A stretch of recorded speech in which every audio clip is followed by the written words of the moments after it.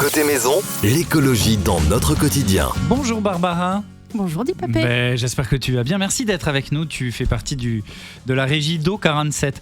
Alors il y a 15 jours, nous étions avec Emmanuel qui nous parlait de la qualité de l'eau du robinet. Je rappelle que c'est en replay sur l'appli Web 47 FM.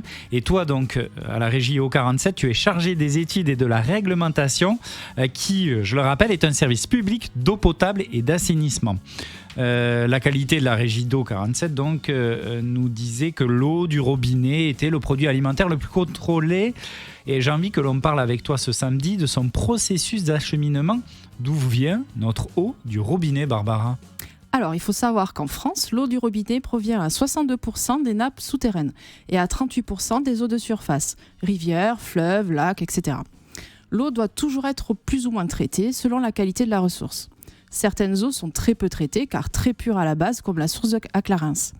Lorsqu'il y a des pollutions environnementales, on met en œuvre des traitements plus importants faisant appel à des technologies plus complexes. La source à Clarens, à Damazan Alors, la source à Clarens, c'est à Casteljaloux. Casteljaloux pour être précis. Comment vous faites, vous, à Eau47, pour que tous les jours, la quasi-totalité des Lot-et-Garonnais aient de l'eau au robinet ? Alors, c'est notre service de service public, c'est de garantir l'accessibilité pour tous à l'eau potable, que les usagers qui habitent les communes qui nous ont confié la compétence en eau potable aient de l'eau au robinet conforme et aux normes de qualité et de potabilité. Est-ce que tu peux nous rappeler, Barbara, à combien d'usagers vous distribuez à peu près de l'eau et combien de kilomètres de canalisation cela représente ? Alors, le syndicat Eau47 distribue de l'eau potable à 104 000 abonnés du Lot-et-Garonne, grâce à 9 000 km de réseau. Et 9 000 km, ça leur représente en ligne droite un trajet Paris-Pékin. Ah ben là, d'accord. Ces canalisations sont cruciales pour acheminer l'eau potable et maintenir la qualité et la continuité de l'approvisionnement. C'est un réseau très vaste, très rural dans le Lot-et-Garonne qui nécessite une gestion et une maintenance rigoureuse. Ton exemple est parlant, on a compris. Paris-Pékin, ligne droite, 9000 km, 104 000 abonnés, Lot-et-Garonnais, ça j'avais pas l'info. On se doute forcément de rien, on ne voit rien. Et quand les canalisations, elles sont sous terre, en fait, enterrées sous nos pieds. Et si on prend le parcours de l'eau du robinet, de son prélèvement à sa distribution, par exemple, si j'habite à Nérac, elle emprunte quel chemin ? Eh bien, si tu habites à Nérac, ton eau du robinet est prélevée dans son milieu naturel qui est la Béise. Elle est traitée dans l'usine de traitement de Nazareth. Comme vous l'a expliqué Emmanuel, elle sera stockée dans un château d'eau ou un réservoir pour être ensuite distribuée au travers de canalisations jusqu'au robinet de chaque habitant. Pour finir, l'eau utilisée par nos divers usages domestiques, la douche, la toilette, la vaisselle, sera collectée puis traitée dans notre station d'épuration des eaux usées, pour revenir dans son milieu de prélèvement, dans son milieu naturel, débarrassé de toutes les souillures humaines. On salue d'ailleurs les auditeurs ce matin qui nous écoutent du côté de Nazareth 96 de la fréquence, à Nérac aussi.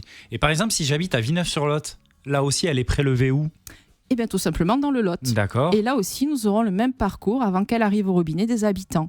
À ton avis, nous avons combien de rivières dans le Lot-et-Garonne où Eau47 prélève de l'eau ? Alors 2 sur Garonne et Lot. Tu m'as parlé de la Baïse, donc j'en ai 3. Tout à fait. Alors la Garonne, cette grande rivière qui traverse le département, est une source majeure d'eau. Mais Eau47 ne prélève rien dans cette rivière. Le Lot, affluent de la Garonne, contribue également de manière significative à l'approvisionnement en eau. La Béise, comme tu as dit, une autre rivière importante dans notre région. L'Ourbise. Ah, je l'avais pas. Alors l'Ourbise, c'est une petite rivière et à la tête de l'Ourbise, on trouve la source de Caillerotte qui donne naissance à l'Ourbise, qui joue également un rôle dans l'approvisionnement en eau. Et je rappelle que cette eau de ces rivières, parce que voilà, le Lot, est souvent pas propre, la Garonne non plus, est captée, traitée et distribuée pour fournir de l'eau potable à nous, les Lot-et-Garonnais. Il y a d'autres sources où elle peut provenir également, Bien sûr. Barbara ? Tout à fait. Alors l'eau du robinet peut provenir de plusieurs sources et ressources en fonction de ta région et des infrastructures locales. On a les eaux de surface, comme on vient de voir, les lacs, les rivières, les réservoirs. Ces eaux sont souvent traitées pour éliminer les contaminants avant d'être acheminées vers les consommateurs. Sources naturelles. Les sources naturelles, comme Clarens, utilisées directement lorsqu'elles sont suffisamment pures, souvent pour leur goût et leur qualité. Et le dernier ? Et les eaux souterraines, captées dans les nappes phréatiques et les aquifères. Grâce à la filtration naturelle par les couches de sol et de roches, ces eaux nécessitent généralement moins de traitement. Parmi ces eaux souterraines, on trouve des forages profonds, à plus de 200 mètres de profondeur. Ouais, Emmanuel nous en avait parlé aussi il y a 15 jours. Ces eaux sont précieuses de par leur qualité et quantité aussi qui est limitée. En effet, nous veillons à limiter nos prélèvements pour les générations futures, car il faut savoir que c'est une eau qui se recharge très lentement. Il faut plusieurs milliers d'années pour recharger ces réservoirs-là. Ouais, processus rigoureux qui assure que l'eau du robinet reste une ressource fiable et saine pour tous les consommateurs, toi et moi. Tout à fait. Merci d'avoir été avec nous, Barbara, ce samedi. Avec plaisir. Je te souhaite un bon week-end et je rappelle que tu es chargée des études et de la réglementation à O47 et que cette séquence est à retrouver sur l'appli et le web 47 FM en replay. Bon week-end. Bon week-end.